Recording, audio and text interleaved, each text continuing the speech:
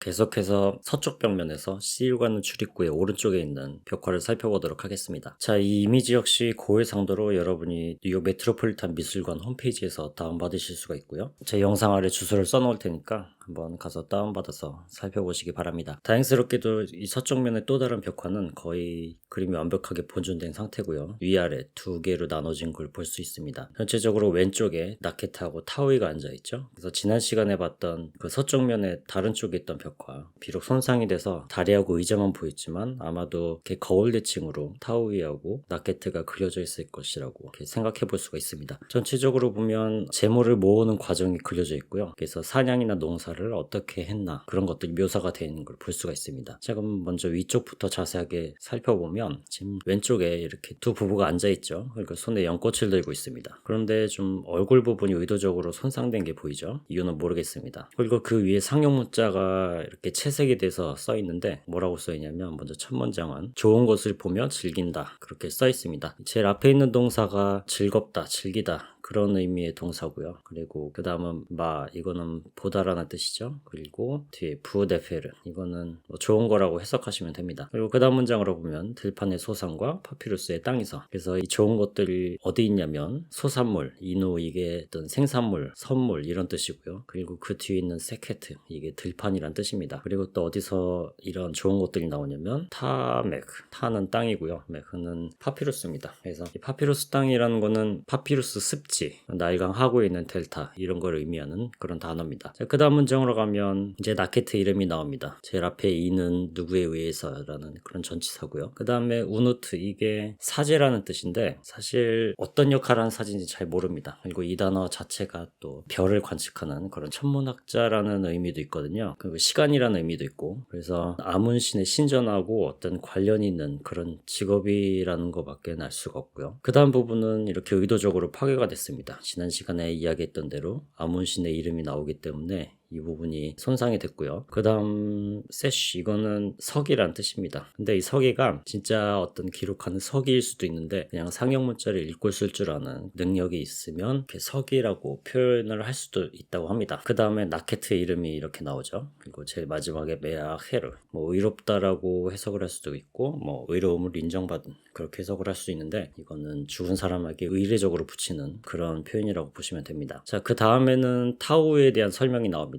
먼저 제일 앞에 세네트는 그의 여동생 그런 의미고요. 좀 이상하긴 하죠. 뭐 이집트에서는 근친혼도 가능했기 때문에 그 여동생하고 결혼을 했나 봅니다. 그리고 그 뒤에 메레트 이거는 또 사랑을 받는 그래서 그의 사랑을 받는 이란 뜻이고요. 그 뒤에 세트 이브 이것도 비슷한 의미입니다. 그 다음 부분이 의도적으로 손상됐죠. 그래서 이 부분에도 아문신의 이름이 들어가 있을 거라고 생각을 해볼 수 있고 그 다음 제일 마지막에 타오이 이게 바로 이 부인의 이름입니다. 자, 그 다음 이 두 부부 앞에 이렇게 앞에 벽화에서 봤던 것처럼 각종 과일과 조류가 있는 그런 재물이 쌓여 있고요. 자, 그 다음에 그 아래에 보시면 이렇게 누군가 새를 들고 있는 것을 볼 수가 있습니다. 크기가 반으로 작게 그려져 있죠. 하인인 것 같고요. 이 사람이 지금 손에 새를 여러 마리를 이렇게 들고 오고 있는 걸 볼 수 있습니다. 자, 그 다음 그 위에 보면 반대쪽을 보고 있는 그런 하인들이 보이죠. 근데 이 하인들이 보고 있는 방향을 보면 이 사람들은 앞에 있는 사냥신과 관련 있는 그런 하인들인 것 같습니다. 그리고 그 위에 보면 이렇게 상형 문자가 있는데 보통의 경우는 이렇게 상형 문자가 있으면 아래에 있는 그림에 대한 설명이 나오거든요. 근데 여기는 그런 게 아니고 그냥 아까 봤던 그 상형 문자와 비슷한 내용이 써 있습니다. 이번에는 파란색으로 채색이 되어 있고요. 보시면 좋은 것과 들판에서 세케트 여신의 섭리를 보는 것을 즐긴다. 그래서 앞에 부분은 다 봤던 단어들이죠. 그 새로 나온 단어가 제일 끝에쯤에 카트 이거는 일, 직업 이런 의미고요. 그 다음에 마지막에 세케트는 들판이란 의미의 단어하고 비슷하게 생겼는데 제일 마지막에 뜻 글자가 좀 다르게 생겼죠. 이거는 세케트 여신을 뜻하는 겁니다. 그 다음 문장을 보면 사냥과 낚시로 얻은 모든 축제의 재물과 함께 뭐 그런 의미의 문장입니다. 이제부터는 단어 하나하나 설명을 안 할 테니까 여러분들이 한번 사전을 찾아서 해석을 해보시기 바래요. 이제 모르는 단어 따로 하나 짚어서 설명하진 않겠습니다. 자, 그 다음 문장을 보면 역시 아까 봤던 나케트의 직업하고 이름이 이렇게 나오죠. 그리고 중간에 이렇게 파괴된 부분에는 아마 아문신과 신전과 관련된 어떤 문구가 있을 거고요. 그리고 그 뒤에는 타우이에 대한 직업과 설명이 나오는데 보면 새로운 단어가 하나 나오죠. 슈마이라는 단어가 앞에서 두 번째 이렇게 있는 걸 볼 수 있는데 이거는 음악가나 가수를 뜻하는 그런 단어입니다. 그래서 타우의 직업 역시 어떤 신전과 관련된 그런 직업이라는 걸 알 수가 있고요. 그리고 또 타우의 직책에 또 하나 새로운 단어가 나오죠. 네부트페르. 이거는 집의 여주인 그런 의미의 단어입니다. 보통 부인에 대해서 이렇게 의례적으로 붙는 그런 칭호가 되겠고요. 그리고 그 뒤에 있는 문장을 보면 뭐라고 써있냐면 그녀가 말하기를 너는 세케티어 신의 소산을 즐거워해라. 자, 그리고 마지막 뭐라고 써있냐면 이런 그의 음식을 신에게 바친다. 이거는 타오이가 한 말이고요. 그래서 이 무덤을 주도적으로 만든 사람이 타오이라는 사실을 이런 문장을 통해서 알 수가 있습니다. 자, 그 다음에 옆에 있는 사냥하는 모습을 한번 살펴보겠습니다. 자, 이런 형태의 그림은 다른 무덤 벽화에서도 발견된 전형적인 형태고요. 먼저 보시면 나케트가 파피루스로 만든 배 위에서 사냥을 하고 있는데 이 나케트가 새를 잡으려고 이렇게 손에 부메랑 같은 막대를 들고 이렇게 자세를 취하고 있는 걸 볼 수 있습니다. 그리고 그 바로 뒤에는 아내가 흰 옷을 입고 서 있고요. 그리고 다리 사이에 앉아있는 한 명의 여인이 보이죠? 이 사람은 딸이고요. 지금 한 손으로 나케트의 다리를 잡고 있는 걸 볼 수가 있고 그리고 더 어리게 생긴 아들이 아버지 앞에 서서 아버지처럼 새를 잡는 도구를 던지는 그런 흉내를 내고 있는 걸 볼 수 있습니다. 눈도 아버지를 향해 있죠. 그리고 한쪽 머리를 따서 묶고 있는 걸 볼 수 있는데 이거는 남자 어린이한테 보이는 전형적인 헤어스타일입니다. 그래서 여러분들이 어떤 벽화를 보거나 아니면 조각상을 봤는데 머리 옆에 머리카락 한 줌을 딴 그런 모습이 보인다. 그럼 이거는 남자아이구나 라고 이렇게 생각하시면 되겠습니다. 자, 그 반대쪽에도 역시 나케트가 똑같이 서 있고요. 이번에는 물고기를 사냥을 하고 있습니다. 보통 물고기 사냥할 때는 주로 작살을 쓰는데 이 오른쪽에 나케트에는 작살이 그려져 있진 않고요. 아마 빼먹은 것 같아요. 그리고 마찬가지로 아내가 흰 옷을 입고 뒤에 서 있고요. 그 다음에 이번엔 두 딸이 있는데 한 명은 마찬가지로 바닥에 앉아서 아버지의 다리를 잡고 있고 다른 한 딸은 이제 서 있습니다. 그래서 이 그림을 봤을 때 나케트하고 타오이 사이에는 아들 하나, 딸 둘이 있다는 것을 유추해 볼 수 있고요. 그 다음에 가운데 물이 불룩 솟아있죠. 그리고 여기 물고기가 있고 그래서 나케트가 이 물고기들을 사냥을 할 겁니다. 그리고 그 옆에 뱃머리에는 어떤 아문신을 상징하는 그런 상징물이 있었을 거예요. 아마 거위 이미지였을 것 같은데 아문신하고 관련성 때문에 이 부분도 의도적으로 이렇게 파내져 있습니다. 자, 그리고 그 위에 보시면 새들이 역동적으로 날아다니는 모습이 보이죠? 어떤 건 사냥 도구에 맞아서 목이 꺾여 있고 어떤 새들은 알을 품고 있고 그리고 중간중간에 나비하고 잠자리도 이렇게 표현이 되는 걸 볼 수 있습니다. 자, 그리고 이 배경을 보시면 이게 파피루스를 표현한 거거든요.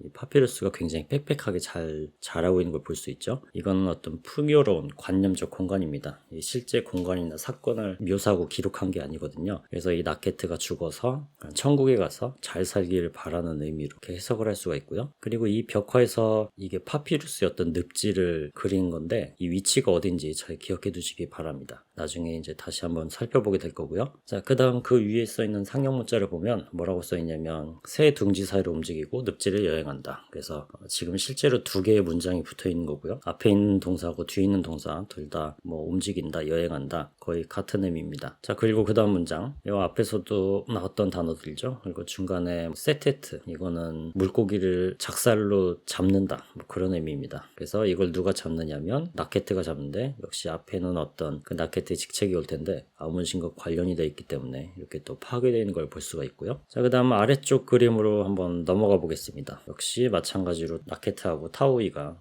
의자에 앉아 있는데 이번에는 어떤 홀 안에 앉아 있습니다. 그리고 그 위에 회색으로 비교적 짧은 문장이 있죠. 뭐라고 써 있냐면 자, 홀에 앉아서 파피루스 늪지의 아름다운 것을 보는 것을 즐긴다. 이 홀을 상형 문자로 뭐라고 부르냐면 이렇게 세흐라고 부릅니다. 제일 앞에 있는 건 안다라는 뜻이고요. 자, 그 다음 역시 나케트하고 타우의 이름이 나오는데 아문신의 이름 부분이 다 지어진 걸 볼 수 있습니다. 근데 좀 특이한 거는 지금 우리가 보고 있는 이 무덤의 위치가 테베 지역이잖아요. 나일강 상류. 근데 아까 위에 그림에서도 그렇고 지금 이 문장에서도 그렇고 보시면 파피루스 습지라는 단어가 나옵니다. 이거는 나일강 하구에 있는 델타 지역을 의미하는 거거든요. 그래서 일개 신전의 사제 정도 되는 사람이 그 지역에 재산이 있을 리가 없을 텐데 이런 문장이 왜 반복되는지 모르겠고 아마 남쪽에 하이이집트에 대한 어떤 동경이 있는 것 같아요. 그래서 죽은 다음에 어떤 하이이집트에서 나오는 풍요로운 소산물들을 계속 천국에서도 누렸으면 좋겠다 그런 의미로 이런 파피루스의 땅이라는 단어가 나오는 것 같습니다. 자, 어쨌든 그렇고요. 역시 마찬가지로 두 사람 앞에 이렇게 많은 재물이 놓여 있고 4명의 하인이 계속 들고 오고 있죠. 여러 가지 과일, 조류나 생선을 이런 걸 계속 바치고 있는 걸 볼 수 있습니다. 그리고 그 뒤에 보시면 이렇게 바치는 재물들이 어떻게 만들어지는지 또 볼 수가 있는데, 자, 먼저 윗부분을 보시면 지금 2명의 하인이 포도를 수확을 하고 있습니다. 그래서 포도를 수확하기 좋게 이렇게 키높이 정도로 포도나무가 자라도록 재배를 하는 걸 볼 수 있고요. 거의 지금의 모습하고 크게 다를 바가 없는 것 같습니다. 자, 그리고 그 옆에 보면 5명의 하인이 수확한 포도를 발로 밟아가지고 즙을 내고 있죠. 그리고 이 하인들은 천장에 달린 끈에 의지해서 이렇게 작업을 하는 걸 볼 수가 있고요. 그리고 다른 하인은 이 포도즙을 항아리에 담는 역할을 하는 것 같습니다. 그래서 이 하인 머리 위에 보면 이렇게 4개의 커다란 항아리가 보이죠. 자, 그 아래쪽으로 보시면 이제는 쇠고기가 어떻게 준비가 되는지 보여주고 있습니다. 파피루스 습지가 굉장히 간단하게 그려져 있고요. 그리고 그물을 이용해서 수많은 새들을 잡고 있는 걸 볼 수 있습니다. 그래서 이 그물을 당기는 세 사람이 몸이 기울어지면서 이렇게 힘을 주면서 그물을 당기고 있죠. 그리고 다른 한 사람은 몸이 반쯤 가려져 있는데 이렇게 몸을 숨긴 다음에 언제 그물을 당겨야 될지 그렇게 신호를 보내는 역할을 하고 있습니다. 자, 이렇게 잡은 새들은 두 하인들이 손질을 하고 있는데, 그래서 깃털 다 빠지고 손질된 새들이 이렇게 위에 걸려 있고요. 그리고 아래쪽에서는 계속 새들을 손질하고 있습니다. 그래서 이 벽화에서 포도밭이 어디 있는지 그리고 파피루스 습지가 어디 있는지 이 벽화 내에서 위치를 좀 잘 기억해 두시기 바래요. 자, 이렇게 해서 서쪽 벽면에 있는 나머지 벽화를 살펴봤습니다. 이제 다음 시간에는 북쪽에 있는 벽화를 살펴보도록 하겠습니다.